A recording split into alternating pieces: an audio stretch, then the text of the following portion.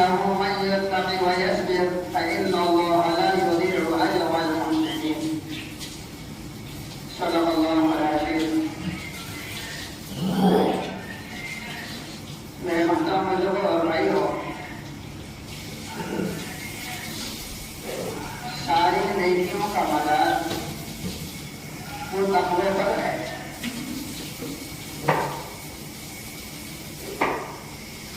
تقوی کسے کہتے ہیں؟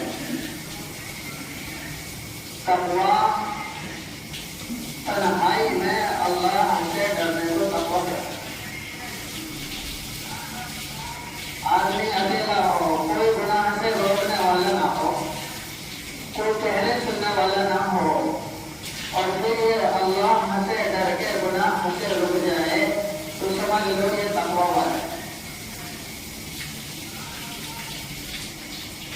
ظاہر میں تو کوئی بھی گناہ سے رک جائے گا، کوئی دیکھنے والا ہے تو رک جائے گا، لیکن اصل تو یہ ہے کہ کوئی دیکھنے والا نہ ہو اور اس کو گناہ سے رک جائے۔ فرمایا إنه من يتق ويصبر فإن الله لا يضيع أجر المحسنين۔ جو تقوی اختیار کرے گا اور صبر اختیار کرے گا تو اللہ تعالیٰ ایسے نیکوکاروں کے اور محسنین کے اجر کو اللہ ضائع نہیں کرتا۔ اللہ نے اپنا مہمان خانہ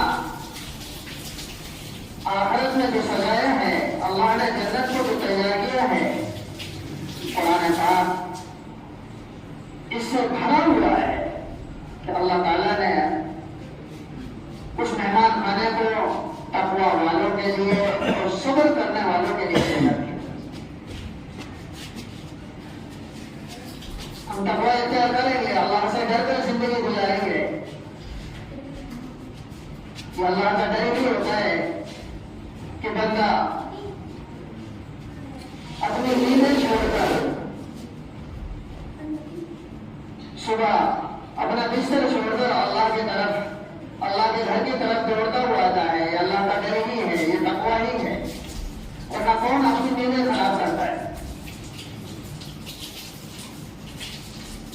قرآن پاک میں حضرت یوسف علیہ السلام کا واقعہ اللہ نے بیان کیا، بڑا خوبصورت واقعہ۔ اس میں دو چیزیں ہمیں ملتی ہے۔ إنه من يتق ويصبر، یہ آیت اسی کی ہے کہ جو تقوی اختیار کرے گا اور صبر اختیار کرے گا، اللہ ایسے لوگوں کے اجر کو ضائع نہیں کرتا۔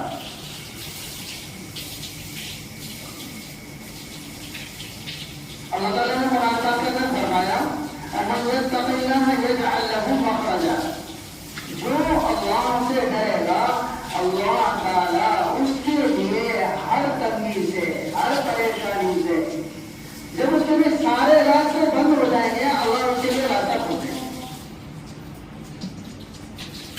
وہ جہاں پریشان ہوگا،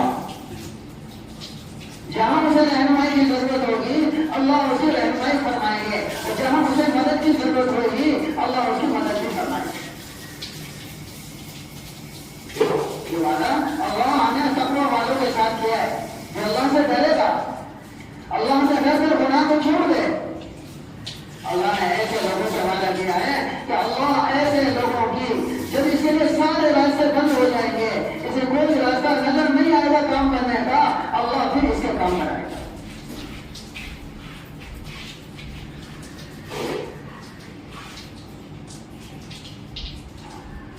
حضرت یوسف علیہ السلام کو گناہ کی دعوت دی گئی۔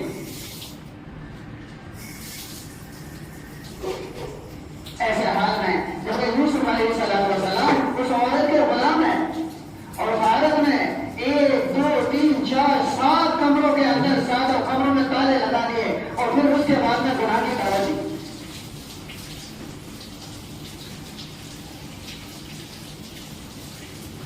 اگر آدمی کوشش کرے گناہ سے بچنے کی تو اللہ اس کے لیے گناہ سے بچنے کے راستے کھول دیتے ہیں۔ آدمی بڑی آسانی سے یہ کہہ دیتا ہے کہ ہم گناہ سے کیسے بچے، ماحول ایسا ہے، ہم جھوٹ سے کیسے بچے، ماحول تجارت کا ایسا ہے کہ سب جھوٹ بولتے ہیں تو میں بھی جھوٹ بولوں، میں جھوٹ سے بڑے کیسے تجارت کر سکتا ہوں، میں جھوٹ سے بڑے کیسے معاشرے میں دھوکے کے بغیر کیسے کاروبار کر سکتا ہوں؟ کیوں نہیں کر سکتے؟ اگر ہم امانت داری سے کام کریں گے اور دیانت داری سے کاروبار کریں گے تو اس کے اندر اللہ کی مدد شامل ہوگی۔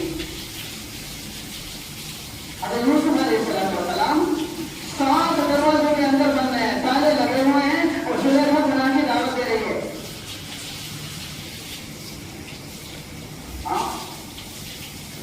ارادہ کر لیا گناہ سے بچنے کا کہ نہیں، وہ خیانت ہے، میں گناہ نہیں کر سکتا، اللہ کے بھروسے پر دروازے کی طرف توڑ لگائے، حالانکہ دروازے میں تالا پڑا ہوا ہے۔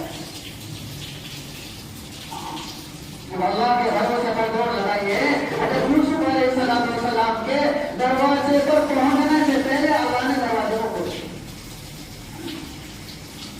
دروازے پر پہنچنے سے پہلے دروازہ کھل گیا۔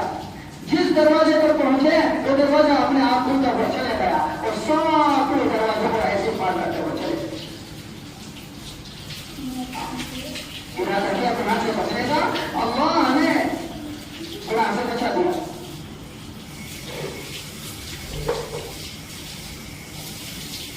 لیکن امتحان ہے، تقویٰ والوں کا بھی امتحان ہے۔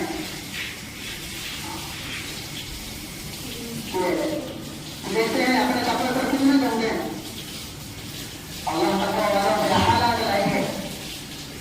حضرت یوسف علیہ السلام اس امتحان سے پار ہو گئے، آزمائش آ گئی۔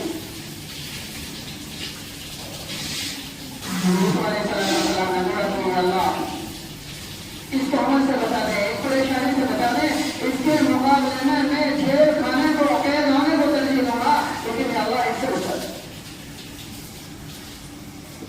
جیل کیا گیا، جیل کے اندر ڈالا گیا، لیکن صبر کیا۔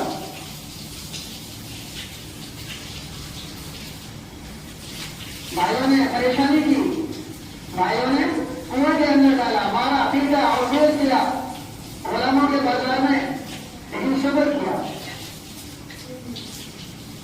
تو صبر کرنے پر اور اس تقوی کی بنیاد پر اللہ تعالیٰ نے کیا اعلان کیا؟ وہ غلام جو مصر کے بازار کے اندر بیچا گیا، اللہ نے صبر اور تقوی کی بنیاد پر اسی غلام بچے کو مصر کا حاکم بنا دیا۔ کیا بنایا؟ مصر کا حاکم۔ جب پاکدامنی اختیار کی، تقوی اختیار کیا اور پریشانیوں پر صبر کیا تو اللہ نے مصر کا بادشاہ بنا دیا۔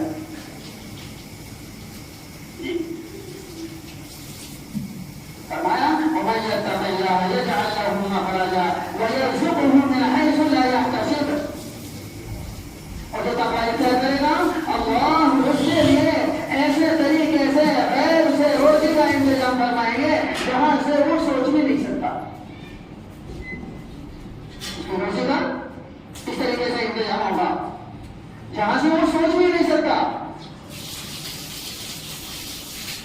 صحابہ کرام رضوان اللہ علیہم اجمعین اللہ کے نبی صلی اللہ علیہ وسلم کے خدمت میں جب زیادہ وقت دینے لگے اور اپنے کاروبار کے لیے، اپنے کاموں کے لیے وقت کم بچنے لگا تو اللہ تعالیٰ نے ان کے باغات میں برکت دے دی۔ کیسی برکت نہیں کہ سال میں جو باغ ایک مرتبہ پھل دیتا تھا، صحابہ کرام کے وہ باغات سال میں 2 مرتبہ پھل دینے لگے۔ اللہ نے برکت دی۔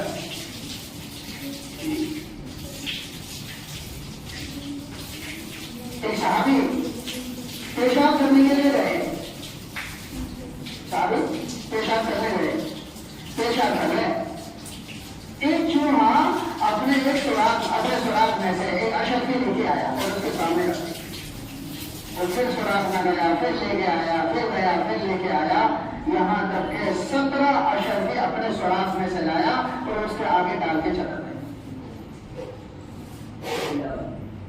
17 اشرفی لایا۔ سوچو اللہ نے کیسے انتظام کیا؟ جب ہم تقوی اختیار کریں گے، اللہ سے ڈریں گے، اللہ وہاں سے روزی دے گا جہاں سے سوچ بھی نہیں سکتے۔ اللہ ایسے انتظام فرمائیں گے۔